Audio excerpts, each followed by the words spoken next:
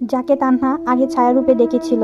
লোকটা রাগে হিংসায় হিংস্র হয়ে গেছে। লোকটা ময়নাকে বলছে, তুই জমির কাগজে সই করবি না? তোকে ভয় দেখানো কি যথেষ্ট হয়নি? ময়না তখন মাথা নেড়ে না করলো। ময়না বলল, এটা আমার বাবার জমি, এটা আমি দিতে পারবো না। ময়নার এই কথা শুনে লোকটা রেগে গিয়ে ময়নার হাত জুড়ে চেপে ধরল। মেয়েটি চিৎকার দিয়ে উঠলো, একটি চিৎকার যা আজও গ্রামের বাতাসে লুকিয়ে আছে। এইসব দেখে তান্হা সামনে এগিয়ে যেতে চাইলো, কিন্তু তান্হার হাত পা কাঁপছে আর সে ভাবছে, এটা তো অতীতের দৃশ্য, আমি তো ছুতে পারবো না, শুধু দেখতে পারবো। ঠিক তখনই আরো এক জোড়া পায়ের শব্দ শোনা গেল। বৃদ্ধ নানি। এটা দেখে তান্হার চোখ কেঁপে উঠল। তিনি তখন অনেক তরুণী ছিলেন। তার চুল ছিল কালো লম্বা আর মুখে ছিল আতঙ্ক। নানি তখন দৌড়ে এসে চিৎকার দিয়ে বললেন, ময়নাকে ছেড়ে দে, তুই যা করছিস এটা পাপ। লোকটা তখন তাচ্ছিল্যের হাসি দিল আর বলল, তোর কি ভয় লাগছে? যা ঘরে যা, এই জমি আমার হবেই। নানি ময়নাকে আঁকড়ে ধরতে গেল, কিন্তু লোকটা নানিকে ধাক্কা দিয়ে ফেলে দিল একদম কুয়োর পাশে। নানির মাথা ঠুকে গেল পাথরে। তিনি ব্যথায় কাতর হয়ে পড়ে রইলেন। ময়না তখন আতঙ্কে নানির কাছে দৌড়ে গিয়ে বলছে, খালা খালা।